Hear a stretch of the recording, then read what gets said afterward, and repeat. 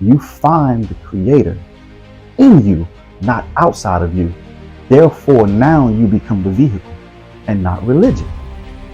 You understand? You understand? If you're a person that truly wants to be good and do good, that's what you will do.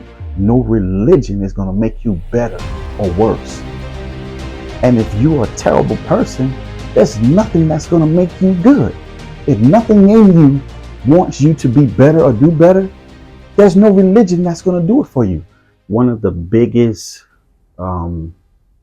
slave masters that keeps us down is religion. So religion is a large portion of what we know as the matrix, the things that keeps us in a place that makes you comfortable. You don't want to detach yourself from it because it is one of the largest parts of the matrix that keeps us in a certain slave mindset. And that's what it was for. What we know as religion is ancient, it's very old. You know, religion has been used to control people, you know, for ages. And it's no different today.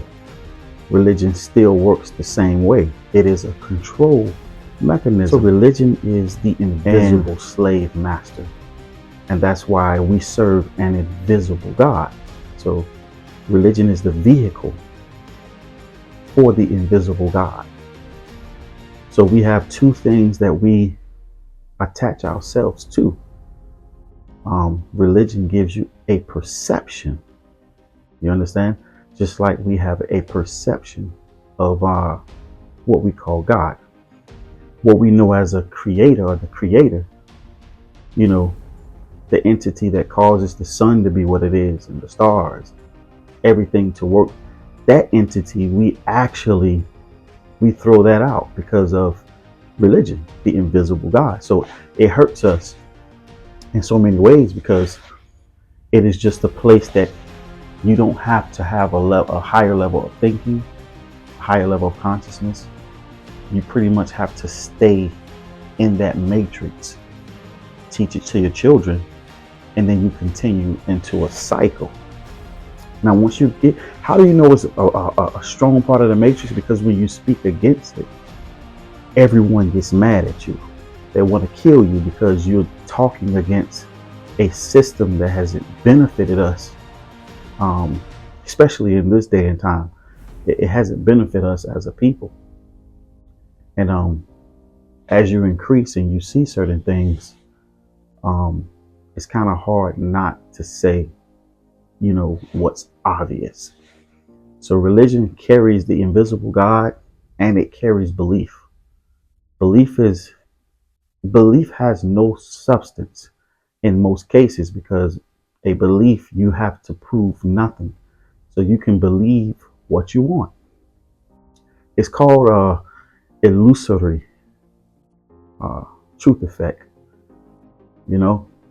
And in an illusory truth effect, you can repeat something over and over and over and over again until someone begins to believe what you have been repeating. So that's what religion does. You have a repetition over and over. We have services where we repeat things over and over. That's actually a thing. Go and look it up. And when you repeat these things over and over, it becomes truth based on your belief. You understand? Whether it is facts or not. And so that's why you have people in all these different belief systems. You have good people, you may say, in all these different religious systems. That's because they're operating on an illusory truth effect. You've been surrounded by this thing that repeated it over and over and over to you until you actually believe it. So whether you're a Muslim, you're a devout Muslim, good guy, whether you're a devout Christian, whether you're a devout Egyptologist, it doesn't matter. Whether you're a devout Hebrew, to say the least, you have this repetition, and each one of those religions that causes you to believe something, whether it's true or not. And so that's why religion is such a downfall for us. And the invisible God that is sitting in the driver's seat of religion causes us to be slaves. You understand? This is all a cycle. So in order to break that cycle, you have to go against the grain. A lot of times we have to understand that the things that we're talking against isn't against what we know as creator. It is against men, their thought patterns. And you have to be insane to continue doing the same things over and over and over and expect different results. But when you're a slave, you're told what to do. You understand? And you just follow it. You don't think. And that's what religion and the invisible God causes us to actually do. Therefore, leaders, they control the people because all they're doing is getting in that vehicle called religion. You know, and what you call the invisible God, now you have the leader. That is the visible one. It's not bad. What's bad about the leader is when he's in religion, he's doing the same thing for you as the invisible God. You understand? He just steps in there and he's just controlling everybody. He could be wrong. He could be right. It doesn't matter. You understand? A wrong leader and a right leader can essentially do the exact same thing under religion. You understand? Because someone who is, when I say right, I mean their intent is what they actually believe. When I say wrong, it's when someone can just do things that are wicked and evil and they still hold themselves to a certain standard. So you can take both of those, right, wrong, to say the least, and they can operate in the same capacity because they're driving in the same vehicle, which is religion.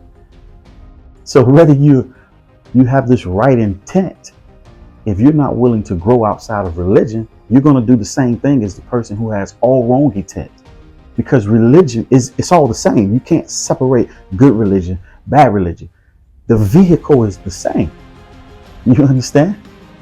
So that's why you can say, well, this person they're a good person. They just did that wrong. And then you have a person that's good and they don't do the status quo wrong, but they all end up in the same places. That's because religion. And then, the separation comes and you have the good people separate from the bad people or whatever it may be. But it's the same thing happening because we stay in that vehicle called religion. So we have to get away from what we know as religion. Stop thinking that, the creator or a creator is the one that has given us a lot of these things. When you look at things like Torah or Tanakh, and you look at certain concepts, the concepts are amazingly good for people. And when you go on and you study a lot of things, you see there are a lot of things that were borrowed. There are a lot of things that were taken from different places. And as religious people, we equate those things to the creator, or we give this God a name. You understand? And that's what makes us slaves, because we've been taught that way to keep us in that slave mindset. You're unable to take a concept and build upon that concept because you're stuck in that box. You understand? So there is a concept that is utilized a lot, or that you would hear a lot, or in Tanakh, where it says, if my people who are called by my name humble themselves, pray, seek my face, turn from their bad deeds or their evil ways, then I'll hear from heaven. And when you take that concept out of the religious mindset, it becomes very useful. Because the first thing you have to realize is when you're reading that you know, passage is coming from a dream. You know, Solomon is in a dream. And so when you start to remove the religion off top of it, as if these people are thinking, you know, the creator is giving this to this person. When you just remove the religion away from it, and you just, so now when you make him religious, Solomon has to be a good person, whether he does bad or not. See what I'm saying? David has to be a good person, whether he does bad or not. See, when you remove religion, I don't have to make those statements like that based on what a book is telling you. See?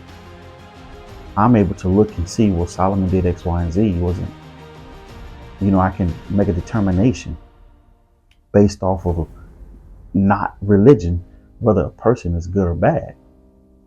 But religion makes you look at whoever it paints as a good person, whether they do bad, or whoever they paint as a bad person. See, religion thinks for you.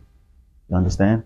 And I only used Solomon and David because we know in the text it shows where both men go off horribly according to what is righteous in the text, you see. But because of what is read in the text that Solomon did, what David did, their righteousness takes over the things that they did wrong. It doesn't, not even including at what part in their life they're doing wrong or right. Someone starts off wrong and they become right or righteous. That's a different level. But if you start right and then you do something that is completely wrong and then you come back right, you know, people hold you to a standard of high level because of your accomplishments. That is another downfall of religion. It doesn't make you think or look at things objectively. You understand? You're always going to picture this is right. It doesn't matter what happens. And I'm going to get back to the Solomon thing. I kind of went off, but in our community, you can have pedophilia. But we will overlook pedophilia based on whatever is being done great by that person. This person can be a woman beater. You understand? He can be an abuser. But religion causes us to overlook things based on what that person is doing, or you see them out there doing. That's what religion does. So we can objectively look at anything, you understand, and make better choices or better decisions on how we utilize X, Y, and Z, because we're stuck in religion. Religion makes you accept, you understand, those types of things. All right, so back to Solomon. So removing the religion off of it and looking at this man is in a dream in 2 Chronicles 7 and 14. But even when you break it down a little more in the language, if one chooses to, I'm sure it can keep going farther and farther and farther. But it starts off and it says, if my people are humbled, which are called by my name upon them. It goes on and it says, Reyit palu. And then that word comes from pray. But in that Hebrew language, it means to pray for yourself. It's reflexive. You understand? So it's to look within yourself. So when you hear someone say, man, you got to look within yourself, they automatically, nah. They don't even understand the text that they're reading. That's what religion does. You understand? Because you gotta remember that you only have to believe in religion, whether something is real or not. You understand? So,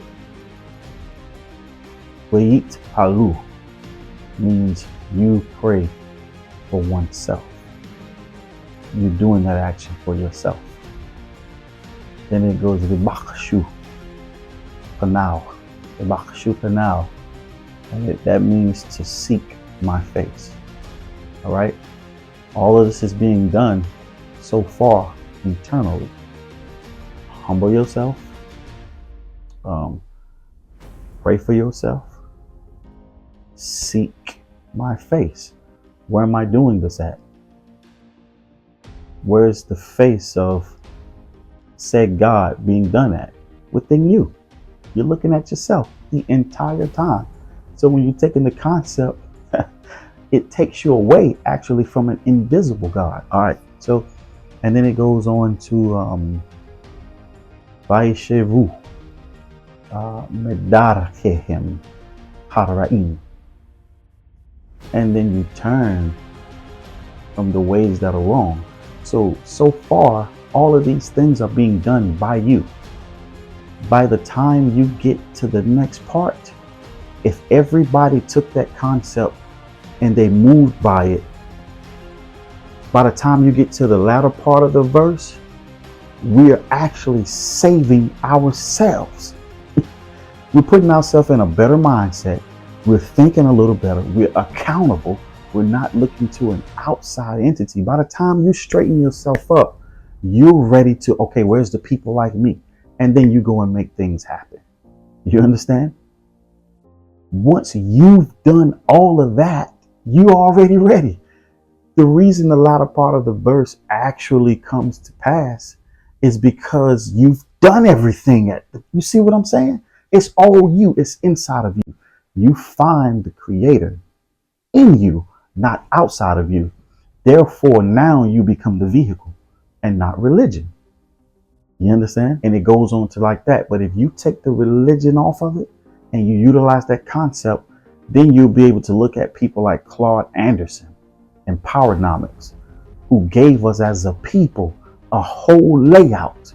You understand? But we'll never look at someone like Claude Anderson because we're too religious. Claude Anderson says in the book, you know, if you continue, I'm paraphrasing, if you continue in these same ways and you're expecting a different result, it'll never happen. You understand? So religion doesn't allow you to take concepts and move forward.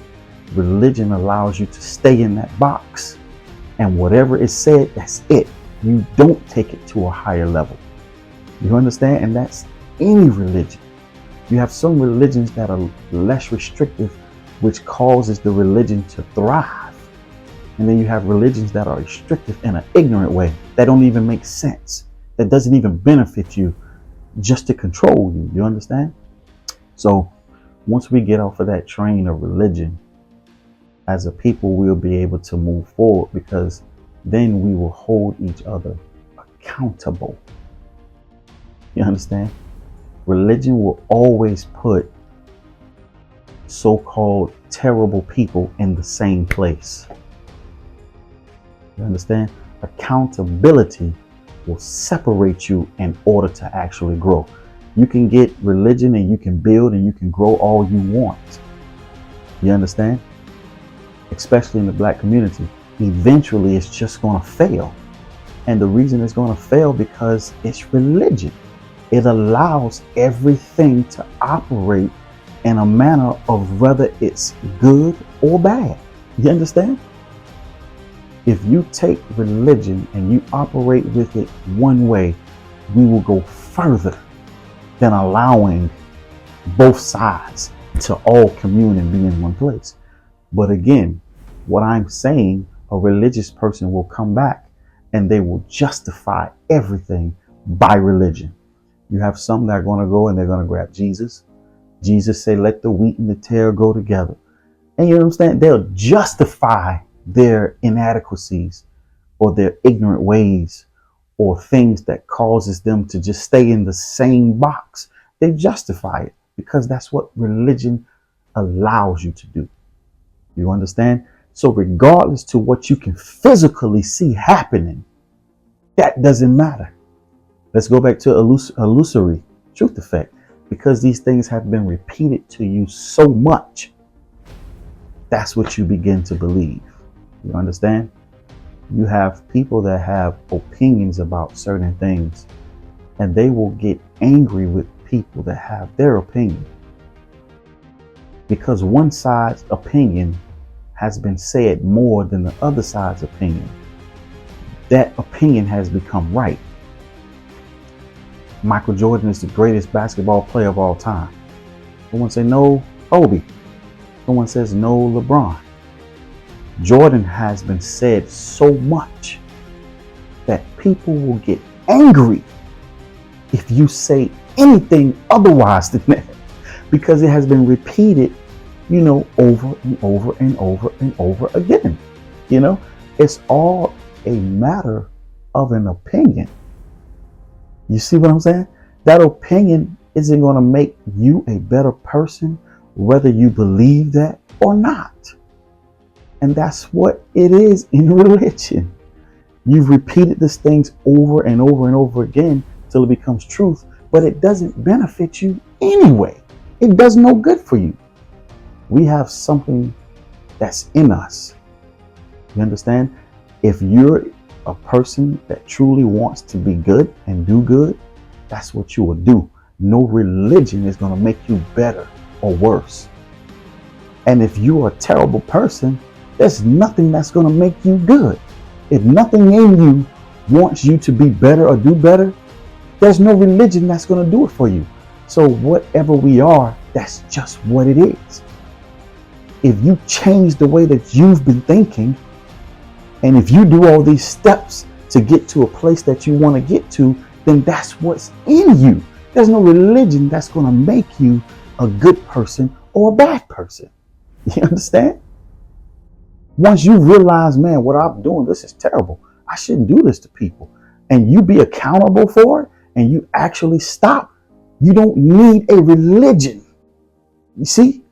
Religion is going to put you in that box.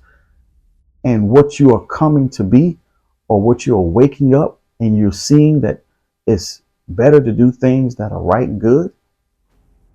Now, if you don't go into religion, now you can go above and beyond because you don't have a box. You understand? And therefore, we see in this world that what we call bad or evil, it rules. Because typically, those are people that are said bad or evil understand that they can utilize these vehicles themselves because we are slaves. So me getting out of religion has been a breath of fresh air. You understand? Building family, being better for the next generation, not giving religion to your children. You understand? You feed them with knowledge that can make them go to the next step. But religion will keep you on your knees praying for things that you've done wrong instead of being accountable for them. You understand? It will keep people in the same box praying to an invisible God, expecting something to happen. 9 times out of 10, these types of leaders are terrible people. And all they want to do is control. So again, when you get outside the box and you're for advance, moving up, you become an outcast to religion. Things that should be being taught is how to advance in the places that we are now. Teach our children business. Teach them how to utilize the resources that are here now in order to better our situation so that we don't keep repeating the same religious cycles. And once we begin to do that, we gain a little power. Again, when you read behind Claude Anderson, he gives a bunch of facts about us as communities. We don't own anything. We don't have anything. We don't have any power. Once one gets out of the religious mindset and stop thinking, well, we don't own nothing anyway, or we can't do this anyway, or we can't, but you're clearly looking at people who've done it. You understand? When you stop believing in the invisible God helping you, and you start looking inside and understand that I have to make a change. I have to be this type of person. And those are the people that are actually going to make the movement advance. Other than that, you will never see what Claude Anderson is saying and take his words and then begin to move forward, because that religious mindset once again is going to keep you docile. So once we see that we should learn and make our families and our children better and get on higher levels, when our children get our age, they shouldn't be in the same place that we are. They should be advanced to the next level. There's a lot to learn out there. There's a lot that could make us stronger. You understand? But we have to take the step and not be afraid of religious people, because religious people are going to always stay in that same box. You understand? Religious will justify the poor man, it will justify the rich man, and it will justify the man in between. You understand? So, meaning religion is going to justify why he's poor, religion is going to justify why he's rich, and religion is going to justify why the man is in the middle. So, poor, rich, middle class, they all can be a part of religion and have justification. You understand? The poor man justifies, he serves God, and God has taken him through X, Y, and Z. The rich man will say, God has done this for me, and this is why I'm here. And the man in the middle will say, well, I am content in any position that God puts me in. I'm neither poor or rich. I'm content. So all three parties justify themselves through religious thought pattern. The poor man never takes accountability and say, maybe I should do more. Maybe I should become better. Maybe I should be more ambitious to put my family and my society on another level. You understand? Maybe the man that is rich should be looking for the ambition in the man that's actually trying to move and get to a higher level. You understand? But totally opposite, because they're both religious. That can't be seen. You understand? And then you have the one in the middle that is extremely content where they at. Maybe, you understand, you should move off the boat of contentment, because you're actually lazy. You do just enough not to be poor, and you do just enough not to be rich. You understand? So you're just lazy. You're a lazy person. That's it. You have the capability to be more than what you are, but you just stick right with the content. That's the lazy person. You understand? Most of the time we will look at the poor person as the person that's lazy, but it's the person in the middle that is the lazy person. You understand? That's the one that have access to everything that it needs to excel, but they're too lazy to do it. You understand? That's the middle person is typically the selfish person. I don't want to do nothing for no one else but myself. So the middle is, to me, in my opinion, the worst place to be. You understand? Typically the poor is, I've given up. I've given up on everything.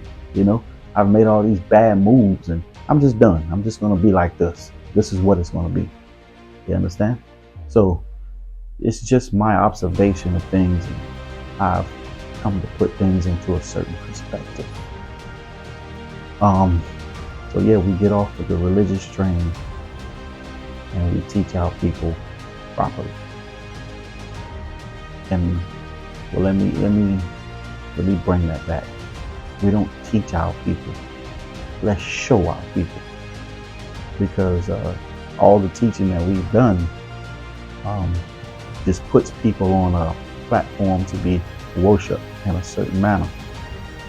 But if you can show people, help people that want to get to another level of understanding and actually have an effect on our children, our people in the society, then we have to begin to show, opposed to talk and tell, in which religion has done for ages.